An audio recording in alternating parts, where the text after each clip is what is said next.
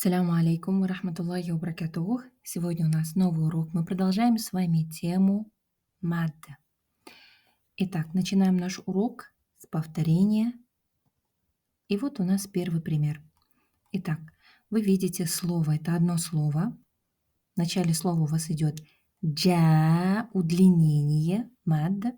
Дальше идет хамза. Как вы поступите? Как вы прочитаете данное слово? Будете ли вы тянуть и насколько?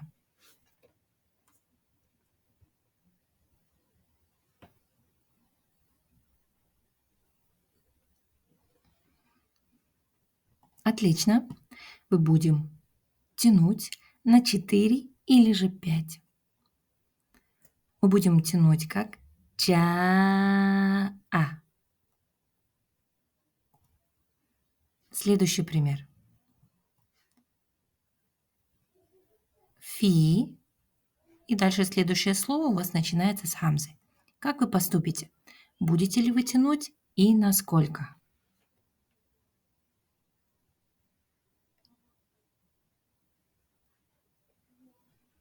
Отлично. Это у нас мад муттасиль. Мы тянем на 2, 4 или же 5 раз. Следующий пример. У нас также идет мад, я, и следующее слово начинается с хамзы.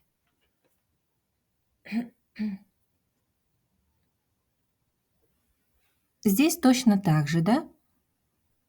Мы тянем на 2, 4 или же 5, а тянем именно я, да, то, что красного цвета. Следующий пример.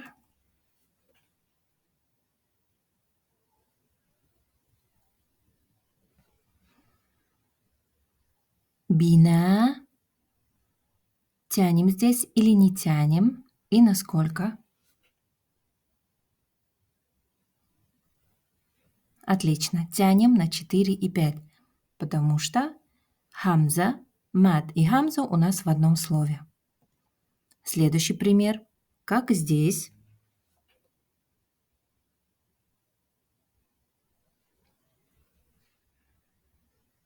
Отлично. Точно так же у нас идет мад и хамза в одном слове, поэтому мы тянем на 4 и 5 раз. Замечательно. Далее следующее. Как правильно прочитать?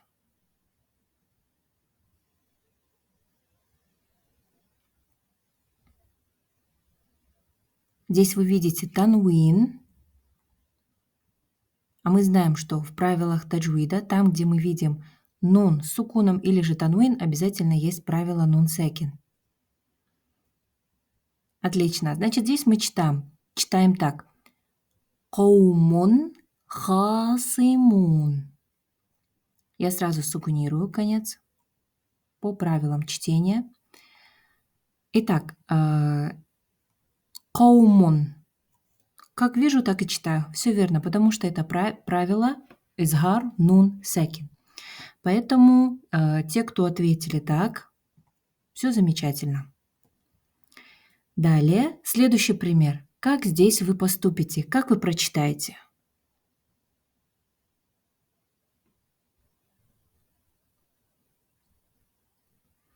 Итак, значит, здесь у нас нун с сукуном, и дальше у нас буковка яй. Что произойдет? Произойдет то, что нун мы его удаляем. И у нас получается мей, мейямель. Получается буковка яй, мы ее читаем с гунной, буковку нун мы удаляем. Отлично. И последний, следующий пример.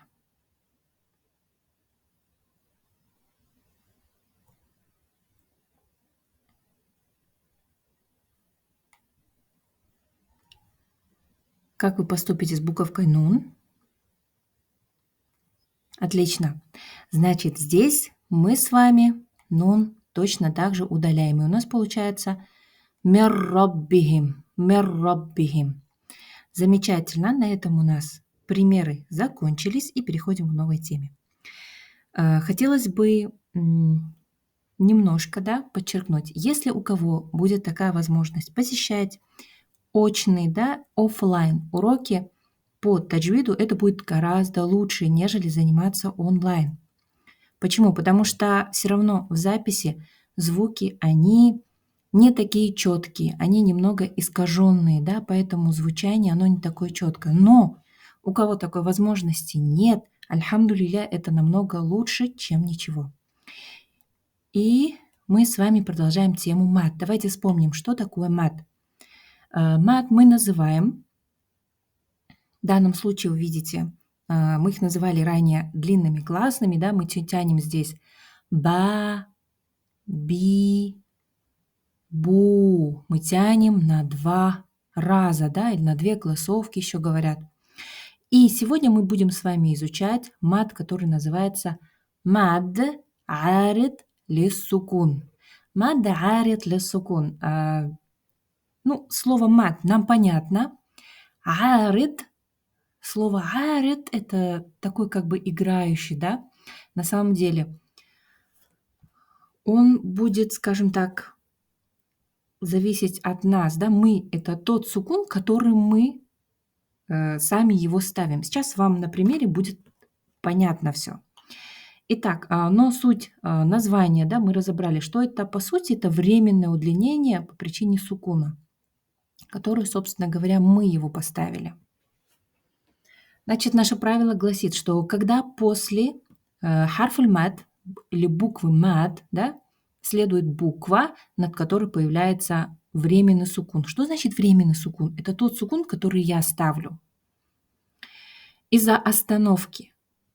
Мы знаем, что когда мы по правилам остановки, когда мы останавливаемся, мы должны сукунировать, да? Я знаю, что мы еще не проходили это правило остановки, но по сути вы уже встречались с ним. Итак, если вы продолжаете читать без остановки, то все как обычно, да? И мы тянем на 2 раза, на 4 или же на 6. Значит, здесь мат мы можем тянуть на 2, так и оставить, либо на 4, либо аж на 6. Это все, в принципе, зависит от вас, как вам больше нравится, также ваши легкие, как долго вы можете тянуть. Мой советовать попробовать и на 2 тянуть, и на 4, и на 6. Вы развиваете так свои легкие. Так, и давайте с вами рассмотрим такой пример. Давайте представим, что наш аят заканчивается на слово аль-алямина. И я не хочу продолжать дальше, я хочу здесь сделать остановку, да, поэтому я здесь поставила в конце такую линию. Значит, что мы здесь видим? Мы видим после буковки мим с кясрой стоит буковка яй. Ми, да, по сути у нас здесь мад. И дальше у нас нун стоит с огласовкой фатха, а. По сути, аль-алямина. Но когда вы останавливаетесь по правилам остановки, мы должны сукунировать последнюю букву. Поэтому вместо огласовки «а» у нас будет сукун, просто «н». И здесь, таким образом, это сукун, который я ставлю, да, потому что я хочу здесь остановиться, я не хочу продолжать. У меня здесь будет мад арид лиссукун. Мад арид лиссукун. И я могу здесь тянуть на 2, 4 или же 6 раз. Получается, я могу прочитать. Первое – это как аль-алямин или же аль-алямин или же аль-алямин. Потянуть до 6. Отлично. Вот, допустим, такой еще. Следующий, да, пример. Это у нас сура Аль-Кафирун, наш аят. Обратите внимание на последнее слово в данном аяте. Аль-Кафируна. Если я здесь делаю остановку, так как это конец аята, я ставлю сукун, то в данном случае ру я могу тянуть на 2, на 4 или же на 6 раз. Еще раз. Аль-кафирун или же аль-кафирун. Попробуйте прочитать всю суру, да, с протяженностью на 2, 4 или же на 6 раз. Я имею в виду именно мад арит ли сукун. Попробуйте прочитать во всех аятах. Один раз попробуйте на 2 везде тянуть, где это необходимо, конечно. Потом на 4, потом на 6. Вот, допустим, здесь у нас данный мат встречается в 3 местах, я имею в виду в конце аята. В первом аяте, во втором аяте и в 6 аяте. Попробуйте прочитать самостоятельно дома. Потяните первый раз на 2 раза, потом на 4, потом на 6. Также вы можете сейчас присматривать различные программы. Мне, допустим, очень нравится в телефоне программа Сура. Я постараюсь на следующем уроке показать вам это приложение. Но, правда, оно, насколько мне известно, оно только на арабском. Но оно на самом деле очень такое хорошее приложение. Ну, а также есть различные сайты. По-моему, один из таких – это Quran.com.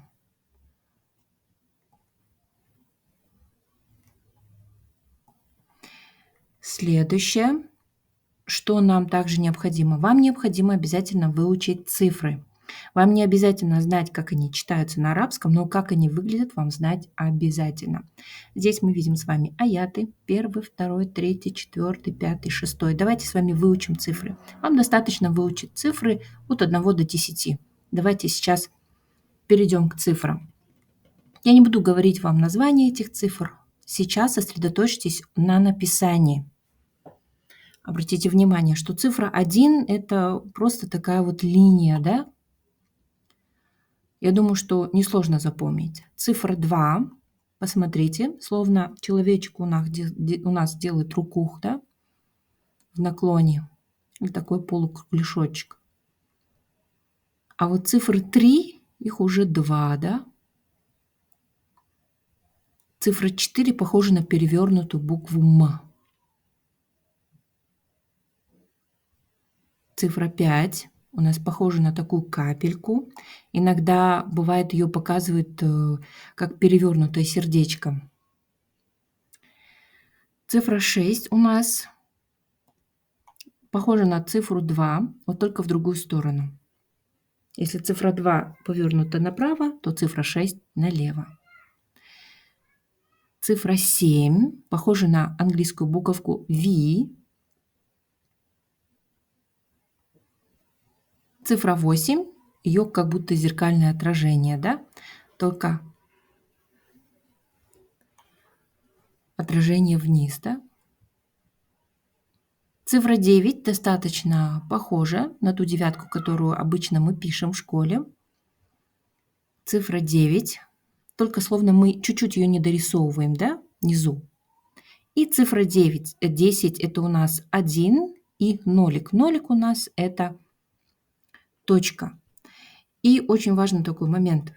Цифры в арабском языке пишутся точно так же слева направо. Слева направо. Вот, допустим, здесь у нас написано число 139, точно так же и на арабском 139. Для чего это нам нужно? Вам будет легко ориентироваться в страницах, номер аята и так далее. Это для нас необходимо.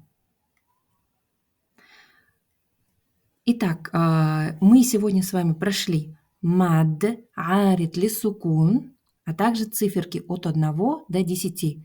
Мы с вами рассмотрели написание данных цифр. Вам необходимо выучить написание данных цифр. Конечно, мад, арит, лисукун вам нужно понять и запомнить, да? А для этого нам нужна практика. Открывайте суратуль кафирун и практикуйтесь. И обязательно посмотрите приложение или же сайт. Один из таких — это Quran.com, где вы можете легко найти данный аят, включить его, прослушать или какое-то слово вам будет облегчать обучение. И не останавливайтесь, обязательно занимайтесь, практикуйтесь. И всем хороших уроков. Ассаляму алейкум ва рахматуллахи ва баракатух.